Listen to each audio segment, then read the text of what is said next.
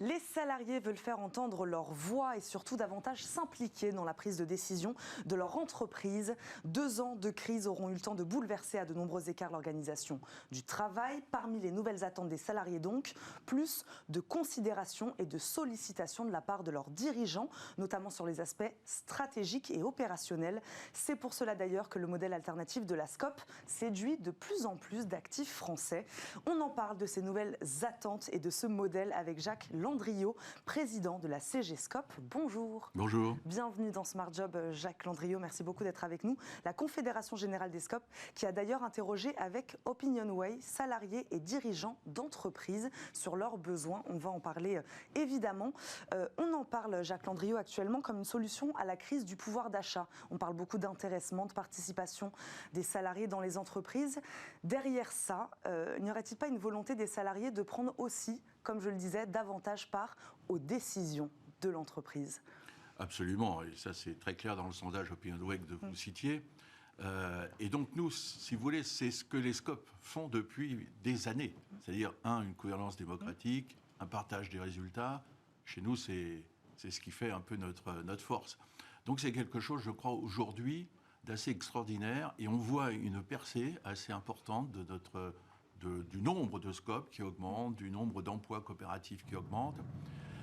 Aujourd'hui, on a... Vous corrélez les deux, c'est-à-dire augmentation du nombre de SCOP et ces nouvelles attentes des salariés qui cherchent à prendre plus de décisions aujourd'hui dans les entreprises. On corrélère forcément, puisqu'on a eu en 5 ans 40% d'augmentation.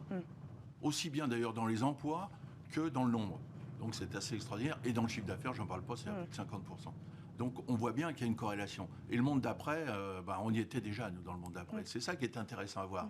Donc ce qu'il faut, c'est vraiment montrer aujourd'hui que les SCOP sont déjà dedans, mais peuvent faire encore mieux d'ailleurs, et puis apporter un petit peu de transparence. Une gouvernance démocratique, c'est quand même extraordinaire, parce que ça vous donne une transparence. Les gens, ils le disent dans le sondage, ils veulent vraiment savoir où ils vont. Mais savoir où ils vont, il faut leur dire. Et nous, c'est obligatoirement, on leur dit tous les ans, puisqu'on a une assemblée générale où les salariés, n'oublions pas, sont majoritaires. Jacques Landriot, justement, expliquez-nous, pour ceux qui nous regardent, comment s'organise le travail et la prise de décision donc, au sein d'une SCOP, voilà, pour qu'on comprenne bien. Que ça soit dans l'ensemble des SCOP, parce que c'est pareil, les statuts sont à peu près les mêmes, vous avez une personne, une voix à l'assemblée générale. Bon, ça, c'est quand même déjà c'est extraordinaire. Les salariés doivent obligatoirement être majoritaires dans la SCOP. Vous ne pouvez pas mettre les salariés minoritaires. Donc ça, c'est déjà très, très important. Et puis après, vous avez un conseil d'administration qui est élu donc, par cette Assemblée générale. Donc chacun peut se présenter. Moi, j'étais président d'un groupe assez important. Tous les 4 ans, on était remis à passer à la moulinette. Ce n'est pas toujours très facile. Parce que vous prenez des fois des décisions dans la vie de tous les jours qui ne sont pas toujours très, très sympas pour tout le monde. Il faut le faire. Vous licenciez de temps en temps, ça peut arriver quand même. Mais donc... et vous passez à la moulinette tous les 4 ans et vous êtes éventuellement élu président. Et ce qui est très important, je crois, c'est aussi de dire qu'il y a l'ascenseur social qui joue beaucoup dans nos SCOP. C'est-à-dire que vous pouvez partir, moi je suis rentré comme commercial, j'ai fini comme président. Tous les gens qui étaient à la même époque, tous les copains qui étaient avec moi, on a commencé, vous savez, on était 35, on a fini à 3500, donc on a quand même un peu augmenté le nombre d'emplois. Donc, forte capacité d'évolution, en plus de bien sûr. prendre part aux décisions de l'entreprise. C'est important, vous voyez. Quand vous n'êtes pas un numéro, c'est-à-dire que vraiment on regarde, on vous forme. Ça, la formation est, je sais pas, on était à 6-7% de formation, ce qui est colossal. Donc tout ça, ça permet de pouvoir montrer à tout le monde, que si vous faites bien votre job, vous pouvez bouger et avoir, devenir cadre, devenir président, pourquoi pas dans le fond, puisque j'ai bien réussi. Donc il n'y a pas de secret là-dessus. C'est ce que vous disiez tout à l'heure sur avoir un objectif, voir plus loin, savoir où on va. C'est ce que vous disiez. Transparence, je crois que ça c'est un mot-clé. L'ascenseur social, c'est très important dans le SCOP aussi. Et c'est quelque chose, alors je ne dis pas que ça ne se passe pas ailleurs, il ne faut pas non plus tomber dans l'excès, mais quand même, chez nous, c'est la vie, de tous les jours. Jacques Landriot, pourquoi vous avez voulu les interroger aujourd'hui, ces salariés, sur leurs besoins et leurs attentes? Vous vouliez faire comme une sorte de bilan après ces 2 ans de crise sanitaire, c'était ça aussi? Oui, on voulait faire ça, et puis on voulait se rendre compte un petit peu, parce qu'on sentait, nous, que ça bougeait. Que les jeunes, parce que moi, je voyais, quand on demandait un emploi et qu'on précisait que nous étions une SCOP en leur expliquant un peu ce que c'était, on avait un nombre de CV considérable. Il suffisait qu'on fasse une émission de télévision, le lendemain, on avait 2000 CV qui nous arrivaient. Pourquoi ? Parce que évidemment, on vit un peu différemment. La participation, c'est vrai, quelquefois est assez importante dans nos scopes, parce que c'est simple, la répartition des résultats, c'est-à-dire que les résultats sont répartis au moins on peut aller jusqu'à 50% aux salariés en participation, et vous mettez 50% en réserve. Ça, c'est quand même très, très important.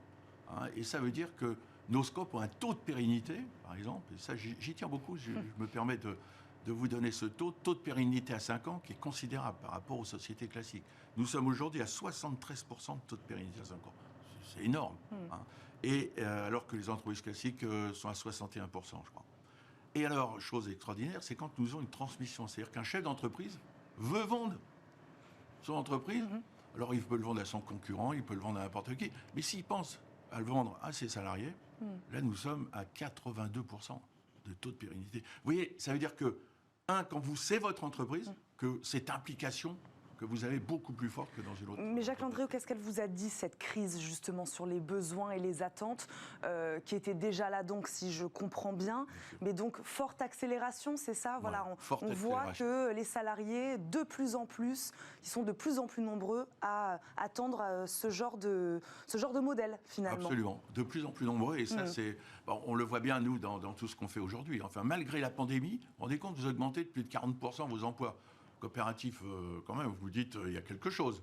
Parce que sur un modèle traditionnel, Jacques Landriot, ils ne sont pas assez consultés, ces salariés, c'est aussi ce qui ressort de ce sondage-là. Oui. Qu'est-ce qu'ils vous ont dit? Oui, c'est ça. Ils ne se sentaient pas assez consultés, sollicités. Si vous voulez, la stratégie, vous ne la connaissez pas. Vraiment. Enfin, je ne sais pas, dans les grosses boîtes, vous avez du mal quand même à connaître la stratégie. Nous, chez nous, elle est obligatoirement donnée, la stratégie, à l'Assemblée générale, puisqu'ils votent pour ou contre. Alors des fois, il y a des petites anecdotes qui sont difficiles, parce que faire une stratégie et dire, voilà, il faut qu'on se développe, c'est pas toujours très facile.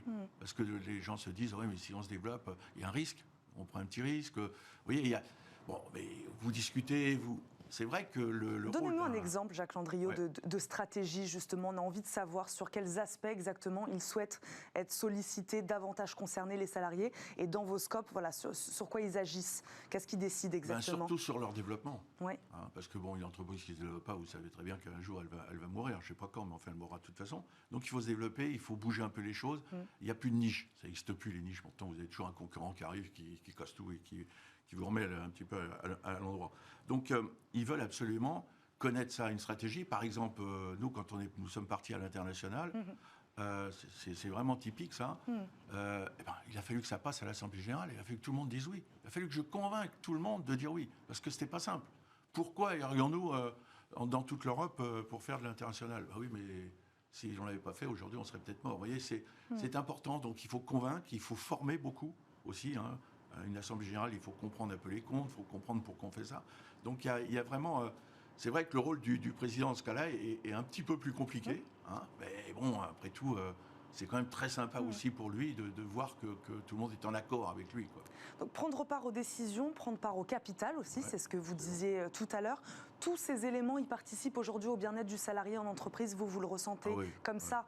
Parce que c'est vrai que j'ai commencé cette émission en parlant de prise de décision, mais prendre part au capital aussi, c'est quelque chose de... Bien sûr, c'est ça. Ils sont obligés, il faut qu'ils mettent un petit peu au capital, ça c'est normal, et puis c'est bien. On se sent concerné, on a besoin de se sentir concerné. Vous vous sentez concerné quand vous avez mis un peu d'argent quand même dedans? Bien sûr. Vous voyez, et puis vous vous dites, mais c'est ma boîte, quoi.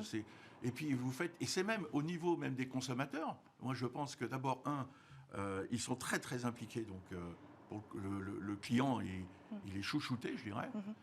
C'est quand même assez important. Et puis, vous avez différentes choses aussi qui font que les gens, je sais pas moi, ils font autrement, quoi. Voilà. Et ça marque quand même. Quand ils rentrent, ils ont un petit... Comme ça, je dis, mais c'est un peu trop beau, quoi. C'est bizarre. On est quand même des entreprises, on n'est pas des... il faut quand même bien... Moi, je pense que le but, c'est quand même de gagner un peu d'argent. Mais c'est ce qu'on fait de cet argent qui est intéressant. C'est de le répartir aux salariés, vous vous rendez compte, c'est exceptionnel, quoi. Et Jacques Landriot, selon vous, je ne peux peut-être pas vous mettre un peu en difficulté, mais des modèles plus traditionnels d'entreprise, ils ne sont pas capables de répondre à ces attentes-là? Selon vous, il n'y a que la Scope, le modèle Scope, qui peut y répondre? Je ne vais pas être quand même présomptueux, quand même. Il ne faut pas non plus exagérer. Il y a certainement des PME dans lesquelles les gens se sentent bien quand même, parce que c'est petit, vous voyez ce que je veux dire. Mais chez nous, ils sont impliqués, je dirais, financièrement et impliqués aux décisions. Ça, c'est quand même autre chose. Parce que, le patron de la petite boîte, c'est quand même sa boîte. S'il fait des bénéfices, ça va être pour lui. Hein, c'est normal, hein, moi je ne critique pas du tout. Hein. On ne critique pas, puis on ne veut pas se mettre en opposition face à telle entreprise ou autre. Vous voyez, chacun a son truc, mais nous, je pense qu'on correspond beaucoup mieux à ce que souhaitent aujourd'hui les gens. D'ailleurs, quand vous leur donnez peut-être des chiffres d'OpinionWay, ben, vous avez à peu près 80% des gens qui estiment que ça serait bien de développer les scopes aujourd'hui. Et les dirigeants, pareil. C'est ça qui est intéressant. C'est que les dirigeants disent exactement la même chose. Et puis deuxièmement, ils nous disent, quand on leur explique quand même ce que c'est qu'une scope, il faut leur expliquer quand même, parce que là, ils ne connaissent pas très bien. C'est pour ça que je vous ai demandé ça aussi tout à l'heure, en début d'émission, de nous expliquer l'organisation du travail. Tout le monde ne le sait pas, comment ça marche. Oui, alors ça marche un peu comme une entreprise. Simplement, je veux dire, bon, on a quand même des personnes qui sont un peu plus à l'écoute, je dirais, des salariés, parce qu'il faut le faire, et puis ça me paraît tout à fait évident aujourd'hui. Ça n'empêche pas qu'il faut prendre les décisions. Hein. Il faut bien peser le pour et le contre dans tout ça. Il nous reste quelques secondes, pardon, j'aimerais vous poser une dernière question. Comment vous voyez évoluer le modèle des scopes ces prochaines semaines, ces prochains mois et ces prochaines années, Jacques Landriot? Comment il va évoluer ce modèle? Écoutez, il va évoluer, à mon avis, très très bien, notamment... Alors, en donnant toujours plus de... Ouais, alors en effectif, en emploi coopératif, c'est ce qu'on voudrait développer. Vous savez, on est à 81 000 aujourd'hui en emploi coopératif. Hein. On voudrait atteindre les 100 000, ce qui voudrait dire qu'en 9 ans, on aurait doublé notre mouvement. Vous vous rendez compte, c'est absolument considérable.